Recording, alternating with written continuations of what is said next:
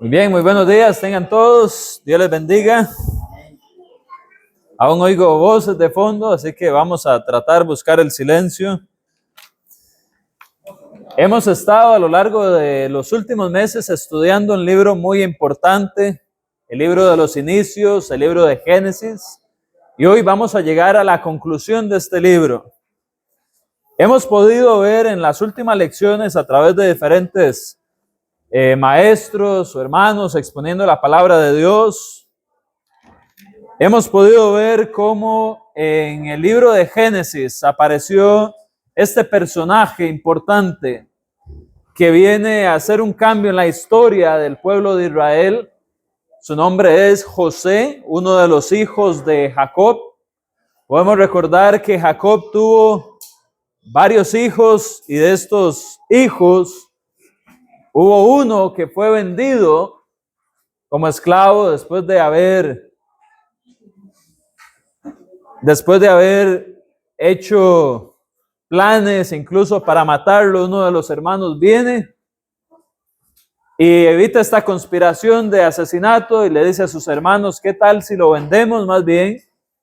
Así que José fue llevado como esclavo desde la tierra de su familia hasta Egipto. Podemos ver cómo a través de la providencia de Dios este personaje o esta persona ascendió en importancia a un punto donde estuvo en prisión acusado falsamente de un delito grave, y después de eso fue ascendido a ser el segundo en todo el reino de Egipto. Estaba Faraón y después de él estaba José. Claramente, cuando los hermanos de José vienen en medio de la hambruna y no saben que José es él, puesto que hablaba en egipcio, en idioma egipcio, tenía otro nombre egipcio, ellos lo dejaron cuando era un jovencito, ahora es un hombre adulto, ya su edad ha avanzado, no lo reconocen, tiene sus atuendos egipcios. Ellos se presentan ante este mandatario y claramente ellos no iban a pensar que el esclavo que ellos vendieron iba a ser el segundo en el reino. Así que cuando ellos se encuentran delante de su hermano, ellos vienen a suplicar para poder llevar provisiones a su familia. Y entre varias conversaciones y varias formas entre las cuales José hace lo posible por hacer traer a su padre hacia Egipto, finalmente rompen llanto, se confiesa como el hermano de ellos y la situación completamente cambia, poniendo al pueblo de Dios en una posición de sobrevivencia cuando estaban al borde de la muerte a causa de la misma hambruna que estaba sucediendo. Así que ahora nos acercamos a las etapas finales de la vida de José. Y hoy vamos a hablar precisamente acerca de los últimos años y la muerte de José. Vamos a aprender de los últimos registros que nos da Génesis capítulo 50 con respecto a José. De modo que, sacando lecciones prácticas de todo esto, vamos a poder aprender, mejorar como cristianos y además aprender a experimentar nuestros años de vida para poder parecernos de alguna manera a José en sus últimos años de vida. Si vemos, José siempre fue un referente de excelencia, aun cuando sus hermanos lo veían como arrogante, diciendo sus sueños. José estaba transmitiendo el mensaje de Dios, eran sueños que Dios le daba y era un joven. Aun cuando estuvo en la cárcel, él mostró su excelencia. Cuando él estuvo también al mando de Egipto como segundo después de Faraón y tomando todos los asuntos administrativos, él fue excelente haciendo que tanto la nación de Egipto pudiera tener provisiones, como también otras naciones que venían a él con necesidad pudieran también sobrevivir, haciéndolo un líder excelente en medio de la hambruna.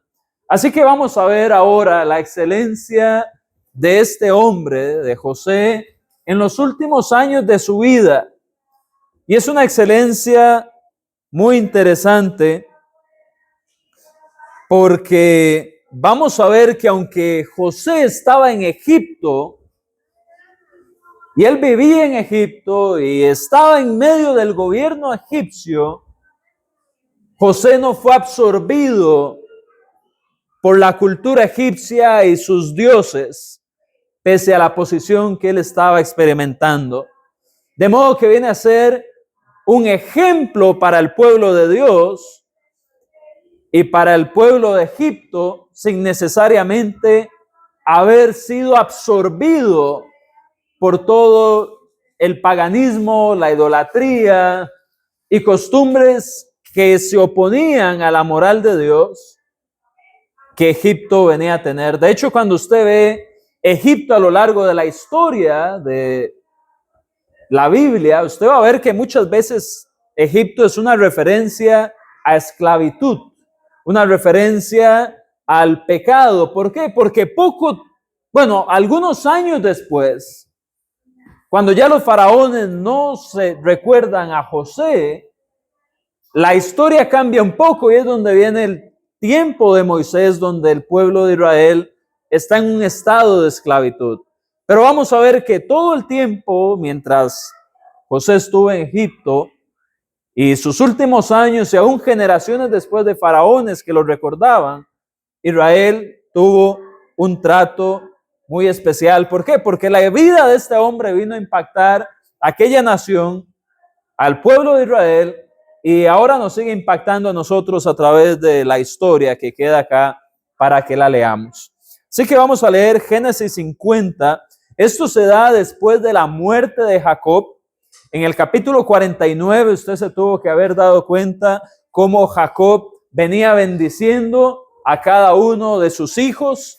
Algunos pues no fue una bendición totalmente, en el sentido de que, por ejemplo, creo que fue su hijo Rubén quien, pese a ser el primogénito, él le quitó la primogenitura.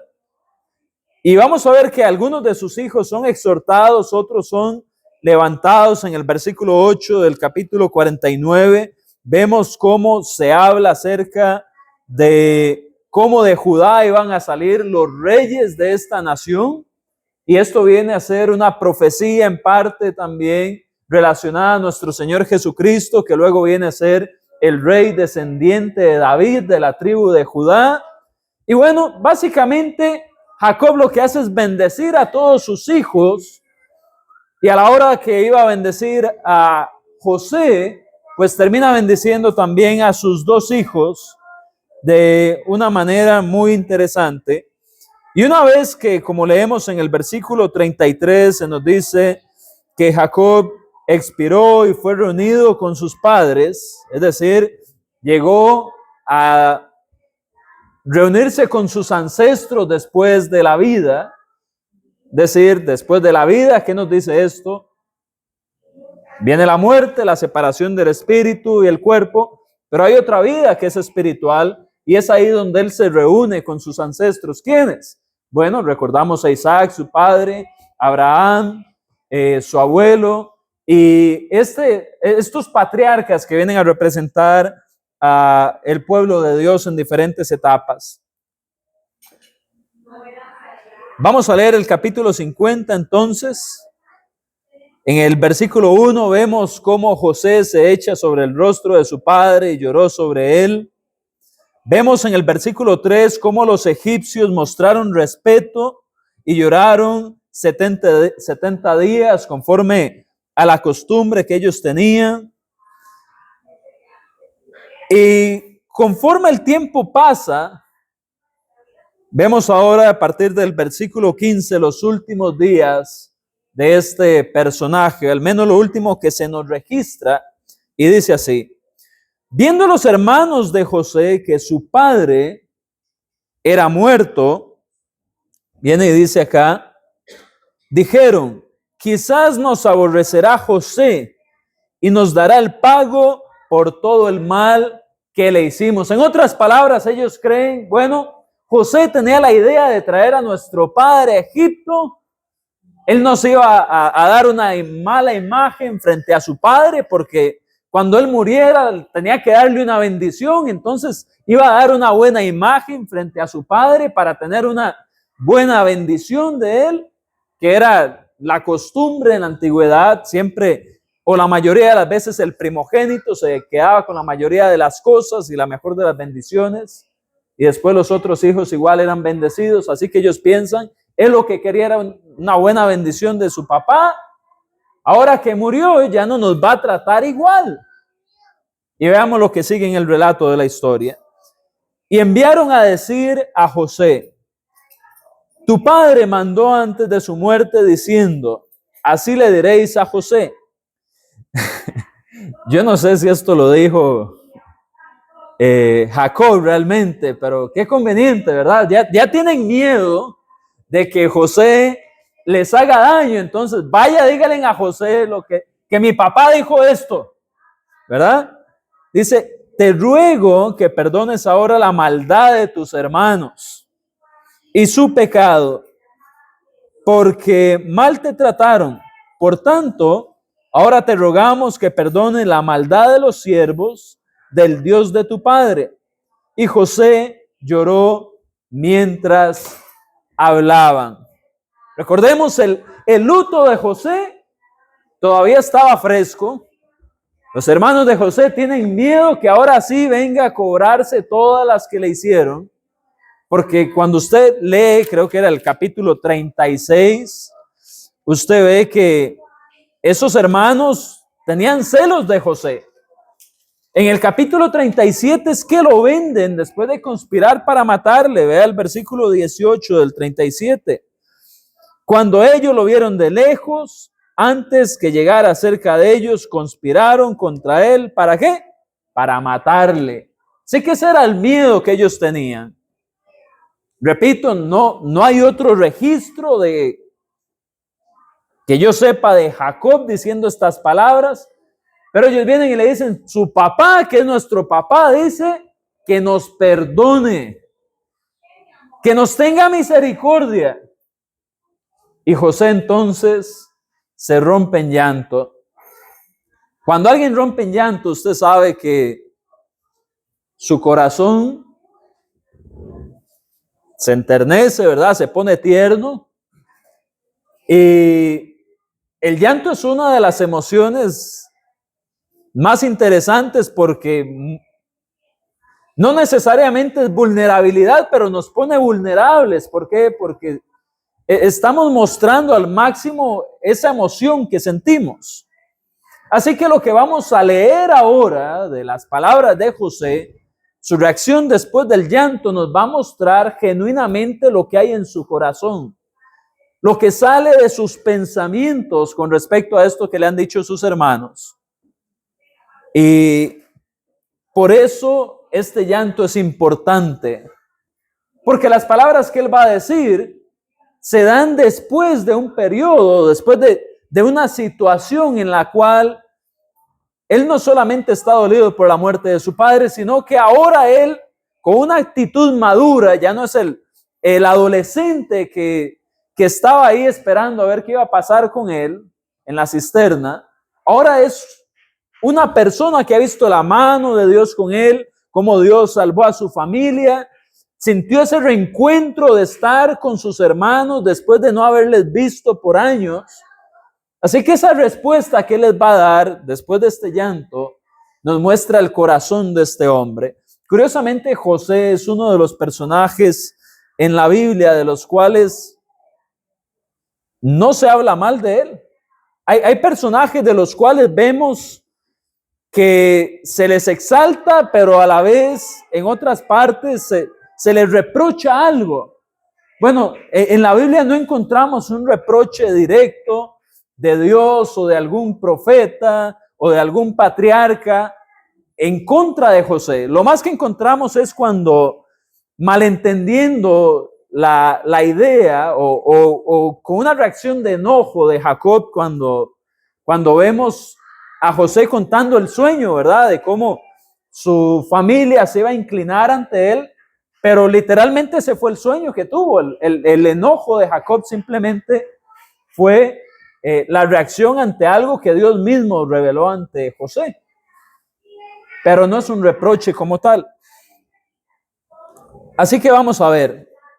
Dice el versículo número 18. Vinieron también sus hermanos y se postraron delante de él y dijeron: henos aquí por siervos tuyos. En otras palabras, ellos estaban frente al segundo hombre más poderoso de Egipto. Tenían temor porque ya habían conspirado para matarle, lo vendieron como un esclavo. Incluso cuando se presentaron delante de José y él les preguntó que si tenían hermanos menores, refiriéndose a él mismo, que ellos no sabían que él era ese hermano menor, estaba como un egipcio. Ellos le hablan de cómo había un hermano, pero que ya no estaba ahí. Y él sabía lo que había pasado con él mismo. Él era el que habían vendido. Así que ellos, viendo todo esto, se postran, tienen mucho temor. Y en el versículo 19 vemos, ahora sí, parte de cómo se recuerdan los últimos años de José. Y antes de empezar a leer esto, quiero que usted piense, porque ahora vamos a ver características de José. La primera parte es introductoria de cómo murió Jacob, de cómo se sentían sus hermanos, de qué hacen ellos cuando sienten la amenaza de muerte, y ahora se va a empezar a desglosar qué pasó con José en sus últimos años de vida. Así que antes de leer el versículo 19, y ya sabiendo que esto es una actitud genuina a causa de que él lo dice después de incluso haber llorado, después de haberse mostrado vulnerable ante sus hermanos, él ya no está aparentando nada como cuando llegaron la primera vez, que él hablaba en otro idioma para que ellos creyeran que era un egipcio y que usaba un intérprete. Imagínense, él hablaba el idioma de sus hermanos, fuera hebreo, caldeo, lo que fuera. Bueno, caldeo no, tenía que ser hebreo. Y él hablaba el idioma de sus hermanos, pero él les hablaba en egipcio con un intérprete. Él se había armado toda una obra alrededor para convencerlos de que era otra persona. Pero ahora él llora frente a ellos. Ahora ya se siente en confianza de abrir su corazón. No sé si usted conoce a alguien que se muestra de esa forma. Pero cuando las personas se quebrantan así, no lo hacen frente a cualquiera muchas veces. Yo no soy una persona que llore frente a la otra gente comúnmente. Han muerto parientes míos y aún en medio de ese luto, yo no lloro. Lloraré después aparte. Bueno, aquí José está abriendo su corazón. Ya no hay intérpretes, ya no hay apariencias. Él se está abriendo por completo. Así que vamos a ver de lleno cómo este hombre de Dios, que ha venido experimentando la providencia, el cuidado de Dios en diferentes etapas de su vida, cómo él se nos muestra, cómo se le mostró a sus hermanos. Y repito, antes de leer estas palabras, que ya les hice una introducción larguísima, quiero que piense, si usted quiere ser recordado, así como vamos a recordar a José el día de hoy, ¿cómo son esas últimas conversaciones que usted quiere dejar en las personas que le rodean, para que esas personas digan, bueno, cuando Andrés falleció, poco antes yo recuerdo que nos dijo esto, antes de que Andrés ya pasara mejor vida, Él hizo esto conmigo. Antes de que lo pusiéramos ahí, no sé si será que me van a incinerar o me ponen en una caja. Ustedes deciden, no, que decía el que esté ahí, ¿verdad? Mi esposa, no sé quién será, no sé cuándo será el fin de mis días, pero cuando eso pase, ¿qué impacto habrá dejado Andrés en las personas que le rodean? Bueno, es fácil hablar de mí. Ahora póngase usted, ponga su nombre ahí. Vea a esa persona ya en esa etapa de adulto mayor, cercano a sus últimos días, que es lo que nos van a mostrar pronto. Vea a esa persona colocándolo ya, aquí se nos va a hablar de un proceso que hacían de embalsamamiento los egipcios, que era para preservar el cuerpo, ya viendo el cuerpo listo para ser almacenado, ser guardado. Si ese fuera usted, en esos últimos días de su vida, ¿qué cree que dirían los demás? ¿Qué estarían hablando las personas que se reúnan, así como se reunieron cuando murió José? ¿Qué recuerdos tendrían? ¿Y qué está haciendo usted en estas etapas de su vida para que cuando ese momento llegue, eso sea así? Porque yo creo que usted espera ser recordado como alguien bueno, como alguien que dejó un buen impacto, que dejó una huella. Entonces, desde ya, ¿qué está haciendo para que eso sea así? Y bueno, no hay que ser adivino para saber que José murió a los, creo que 110 años, si no me equivoco. Ahorita lo vamos a leer, ¿sí? Versículo 26, 110 años. Pero, ¿quién dice que toda la gente se muere a los 110 años? Yo he visto en los periódicos, en las noticias, alrededor de la gente que conozco, gente que muere a los 90, gente que muere a los 80, a los 70, gente que muere a los 45, gente que muere en sus 30, qué interesante. Hemos visto gente que muere en su edad joven, en los 20, incluso adolescentes. Entonces, nótese que para esa imagen que usted pueda estar creando a través de esta clase, de qué dijeron de usted, de qué pensarán las personas cuando vean los restos de usted, no hay que pensar a futuro en cuando yo me muera. Es algo que se empieza a construir desde ya. Porque esto último que vamos a leer de José, él no estaba diciendo, yo me voy a morir a los 110 o a los 90 o a los 80. Pero es lo último que nos queda de él. Así que vamos a leer y pensemos en cómo vamos a trabajar para ser recordados así. Esto es lo que nos dejó Moisés cuando escribió el Génesis. Y por eso es que seguimos recordando así a José. Pero para que eso llegara hasta Moisés, él tuvo que haberlo vivido de esa manera primero. Si no, el Espíritu Santo no hubiera querido que recordáramos estas cosas tal cual están escritas. Así que veamos lo que dice. Vinieron los hermanos, se postraron delante de él, imagínense ahí todos asustados. José en medio de su lloro.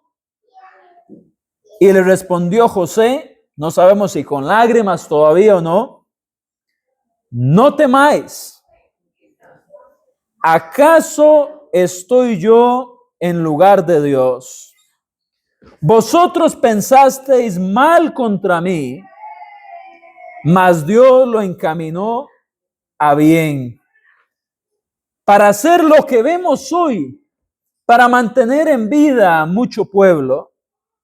Ahora pues no tengáis miedo, yo os sustentaré a vosotros y a vuestros hijos. Así los consoló. ¿Y qué dice ahí? Y les habló al corazón. Y habitó José en Egipto, él y la casa de su padre, y vivió José 110 años. Y vio José los hijos de Efraín, hasta la tercera generación, es decir, los hijos de sus hijos hasta la tercera generación, también los hijos de Maquir, hijo de Manasés, es decir, los hijos de su nieto, fueron criados sobre las rodillas de José. Y José dijo a sus hermanos: yo voy a morir, mas Dios ciertamente os visitará y os hará subir de esta tierra, la tierra que juró a Abraham, a Isaac y a Jacob. E hizo jurar José a los hijos de Israel, diciendo: Dios ciertamente os visitará y haréis llevar de aquí mis huesos. Y murió José a la edad de 110 años, y lo embalsamaron, y fue puesto en un ataúd en Egipto. Así es como usted ve las momias ahora, que las preservan y las ponen en un cofre, ¿verdad? ¿Cuál es el nombre para estos ataúdes? Sarcófagos. Así lo pusieron a José, esa era la costumbre. Y así es como termina el libro de Génesis, dándonos a entender cómo fue la primera vez que el pueblo de Dios vino a Egipto. Pero estamos viendo esos últimos años y la muerte ejemplar de José. Ya lo leímos. Ahora vamos a ir sacando pedacitos de enseñanzas de lo que ya leímos. Lo primero que vemos es que esa excelencia de José lo llevó a tener una muerte sin enemistades. ¿Recuerda usted allá en la Escritura cuando se nos manda a estar en paz con quién? Con todos. Bueno, eso es lo que está haciendo acá. No solamente Pablo pensaba en estar en paz con todos, también José. ¿Y qué es lo que él hace? Él no se deja llevar por los recuerdos del pasado. Él perdona. Él aprende a dejar las enemistades y a seguir hacia adelante, de acuerdo a la vida que Dios le estaba dirigiendo. Él entendía que los que tenía al frente, ¿quiénes eran? Sus hermanos, no sus enemigos. Podemos recordar también aquellos pasajes de la disciplina bíblica donde se nos dice que no lo tengamos como enemigo, sino como hermano. Otra vez Pablo escribiendo. Bueno, acá José le está dando esa lección a sus hermanos y a nosotros. Debemos de procurar vivir nuestros últimos días, llegar a una muerte que no sabemos cuándo es. ¿Qué tal si el Señor viene pronto y ni siquiera, y nuestros últimos días son estos? Pero llegar a eso sin enemistades. Es decir, si hoy salimos de aquí y queremos ser como José, lo primero que tenemos que hacer es aprender a arrancar la página que tenemos ahí de la lista negra, ¿verdad? Le llaman algunos. Lo voy a poner en mi lista negra, dicen vacilando. Bueno, esa lista negra tiene que desaparecer y tener usted una lista de hermanos, de gente que usted ama y procura el bien, para que así nuestros últimos días sean sin enemigos. Nada le costaba a José decir: bueno, y ahora sí no está mi papá, ya él me dio la bendición, ahora sí me la van a pagar, ustedes saben lo que me hicieron. Es que esa es la forma humana de pensar. Y José era humano. Lo que pasa es que José se venía moldeando en su carácter por la intervención de Dios. Él es el mismo que le dijo a la esposa de Potifar: ¿cómo voy a pecar yo así contra mi Dios? ¿Cómo voy a hacer este mal tan grande? La relación de José era con Dios y él se iba dejando moldear. Así que él, a este punto de su vida, ya un hombre más maduro todavía, él no iba a volver a ver al pasado, porque es que, ¿qué podemos cambiar del pasado nosotros? Nada. ¿Y qué ganamos con arrastrar amarguras en nuestro corazón? Nada. y digamos que nos dejamos llevar por la amargura y pagamos mal con mal, ¿en qué posición nos pone? Sino en la que queríamos vengar también. Entonces, estas cosas dañan. Hay que aprender a pasar la página, ser como José y vivir nuestros días en paz para con todos. Entender también que no debemos de ser objeto de temor para la gente. ¿Por qué? Porque no somos vengativos. ¿De quién es la venganza? La venganza es de Dios, lo dice Pablo en Romanos, ¿no? La venganza es de Dios, no nuestra. Entonces, Él les dice, no temáis. Así deberían de sentirse las personas sin temor de nosotros. ¿Por qué alguien va a tener temor de otro? ¿Porque hace mal? ¿Porque hace daño? ¿Porque es vengativo? ¿Es esas las características del pueblo de Dios? No, bueno, en algunos casos así vivieron, pero todas esas veces fueron reprobados como pueblo de Dios. Pero José, que es un ejemplo aquí de excelencia, como cada vez lo es en Génesis, Él les dice, no temáis. Ahora, otra cosa interesante de cómo llegó José con excelencia al final de su vida, para ver la hora, porque me da miedo que no pasemos de este. Otro ejemplo de excelencia se da en que José llegó con excelencia al final de su vida, entendiendo su lugar. No solamente sin enemigos, ya se fue el primero que vimos, pero ahora entendiendo su lugar. ¿Qué dice él? ¿Acaso estoy yo en lugar de Dios? ¿En qué posición estaba José? Estaba arriba. Él tenía poder, no solo económico, también político. Los ejércitos de Egipto estaban bajo su mando. Él podía vengarse, él podía pagar con mal todo aquello que le habían hecho y hacer su propia justicia. Pero él dice, yo no estoy en lugar de Dios.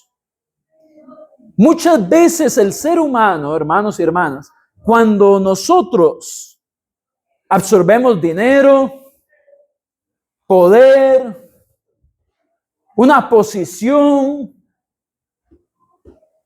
nosotros llegamos a tomar como humanos el lugar de Dios y lo desplazamos a Él. Y empezamos a tomar nuestras decisiones de una manera muy mala, donde queremos comprar a las personas, si es el caso de que se adquiere dinero, donde a veces la misma dignidad de las personas quieren comprarla con tal de que callen algo, con tal de que hagan algo, con tal de que me tengan a mí como aquella persona en posición, o bien el poder. Pero José no se dejó absorber por eso. No importa, hermanos, el grado académico al que podamos llegar. No importa si usted es el jefe en la empresa o en el restaurante o en la tienda que usted tiene. No importa si usted es la cabeza de su hogar incluso. No podemos tomar un lugar más allá del que Dios nos ha dado y dejarnos absorber por el poder. Muchas veces pasa en los hogares que la esposa gana más que el esposo y porque tiene dinero empieza a tomar decisiones y a mangonear cómo se dirige su hogar, porque yo gano más, entonces yo puedo tomar más decisiones. Bueno, eso es peligroso. Otras veces es el esposo que porque Dios me puso como cabeza, entonces se hace lo que yo diga sin importar que sea irracional o que no conduzca a mi familia al cielo. El poder, hermanos, sin importar la fuente que tenga, puede llegar a embriagar a alguien, como lo hace el alcohol, y hacerlo perder sus sentidos. y emborracharse de poder, de autoridad, de una posición. Pero esa no es la forma en que la iglesia o los hogares cristianos se dirigen.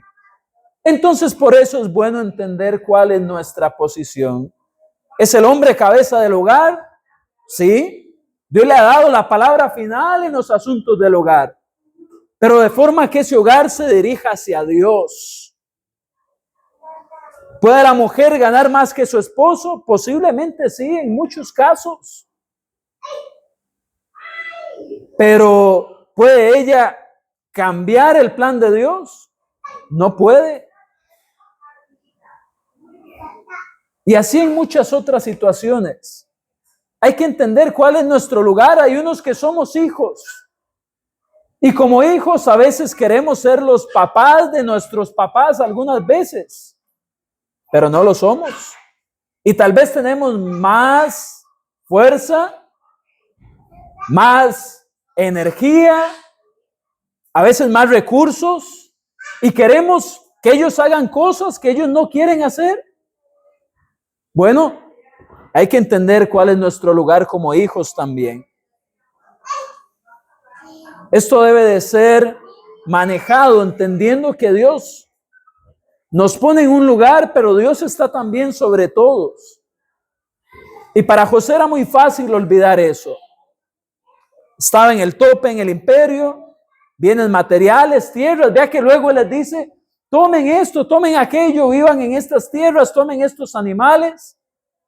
Y ellos lo reciben. ¿Por qué? Porque tenía ese poder, esa capacidad de decir y que se hiciera. Pero aún así él llega a entender cuál es su lugar. Así debe de ser el fin de nuestra vida también. Personas siempre con sus pies en el piso. Hasta que Cristo venga, ¿verdad? Y si Él viene, y si ya vamos a las nubes con Él. Como dice la carta a los Tesalonicenses, capítulo 4. Sigamos leyendo. Vosotros pues pensasteis mal en mi contra, mas Dios se encaminó para hacer lo que vemos hoy, para mantener vida a mucho pueblo.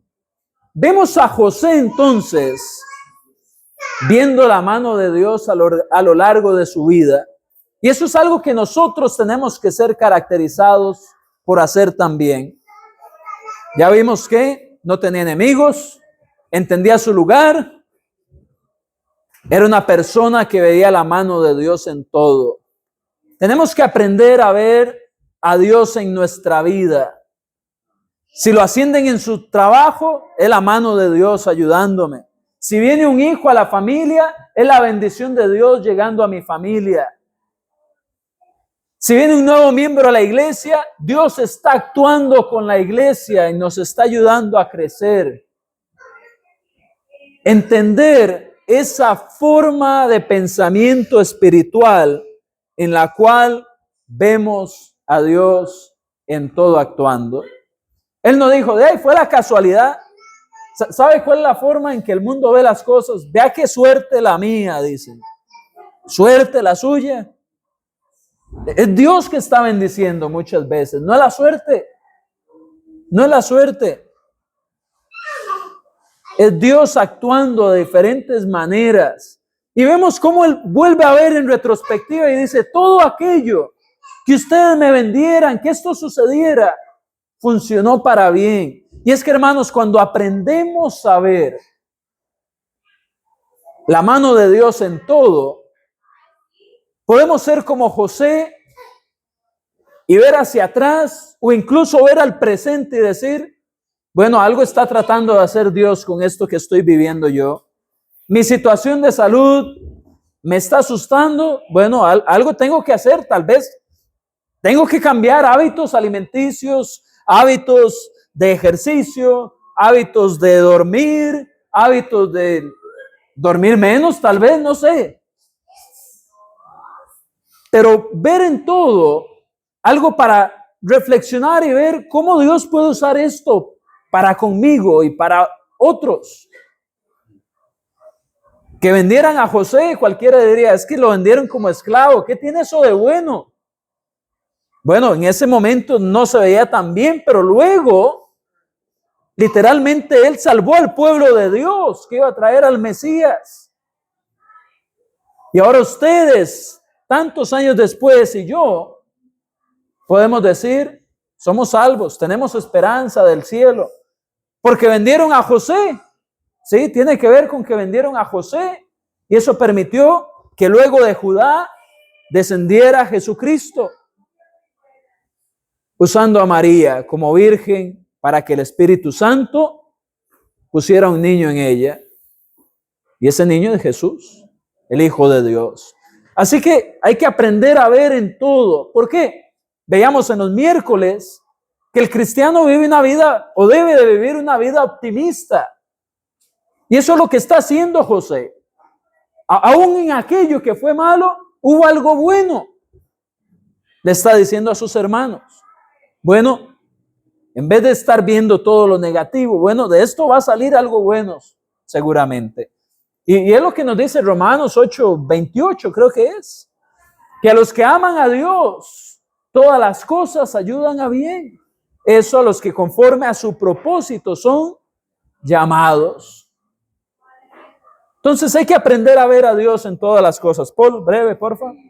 Eso lo vemos también en la vida de Jesús, que el salmista mencionó en Salmo 16:8, y que Pedro también mencionó en Hechos 2, comprobando la deidad de Jesús, ¿verdad? Que Jesús decía, el salmista dijo de Jesús, veía al Señor siempre delante de mí, porque está a mi diestra, no seré conmovido.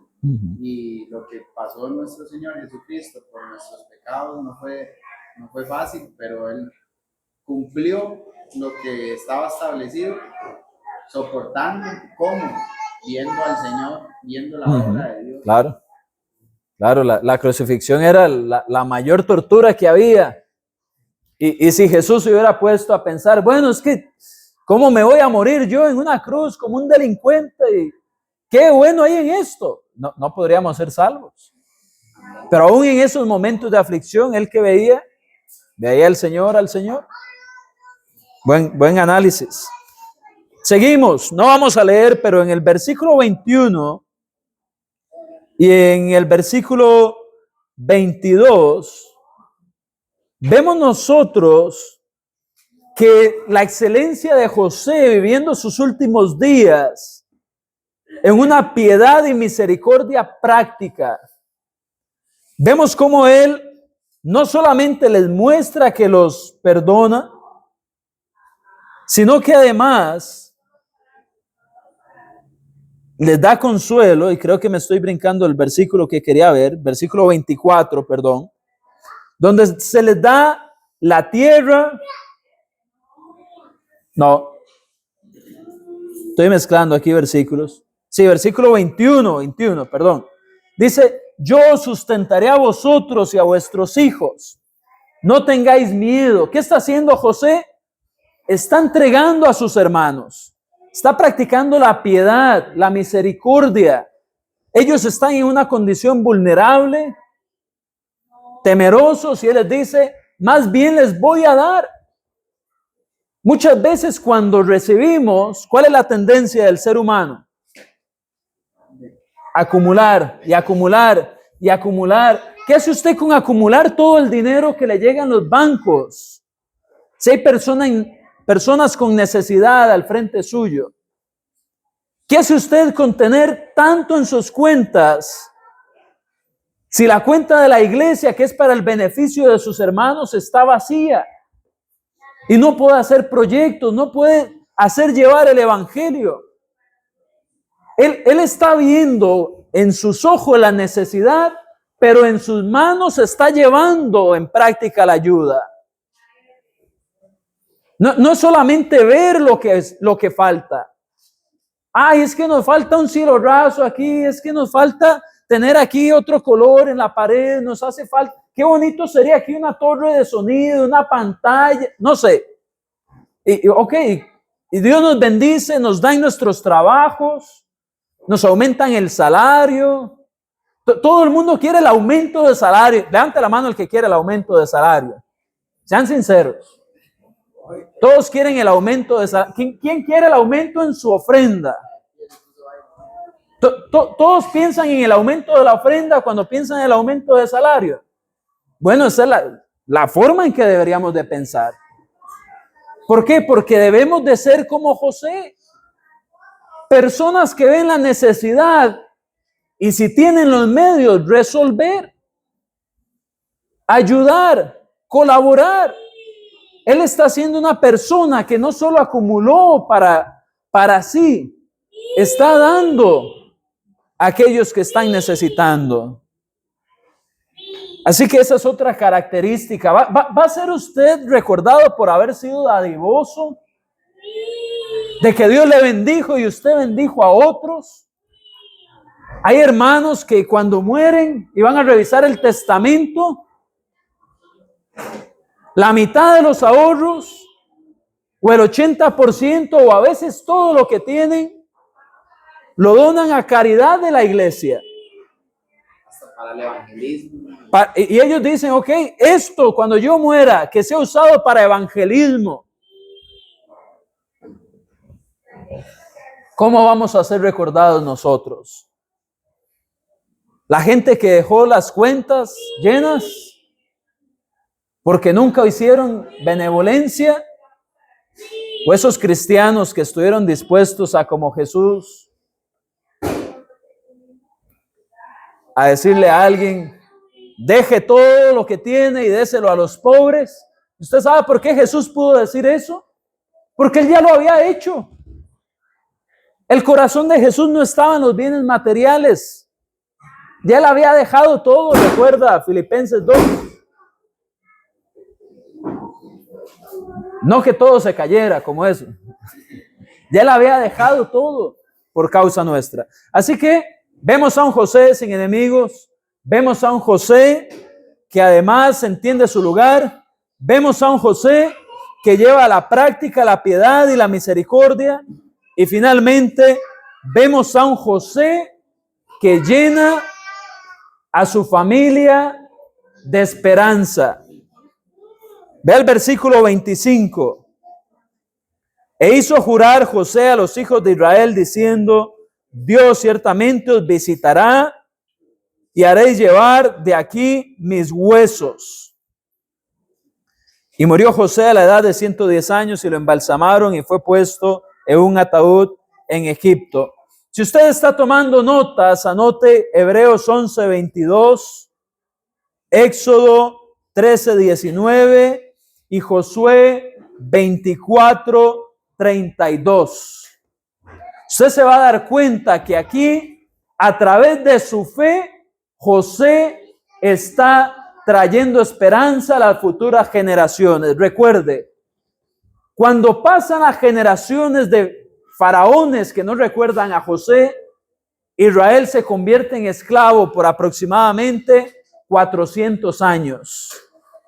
Y estos 400 años de esclavitud no eran fáciles de llevar, pero estas palabras de José le recordaba a las personas que Dios iba a venir a visitar el pueblo, que sus huesos tenían que ser sacados de ahí y que iban a recibir la tierra que se le había prometido a Abraham.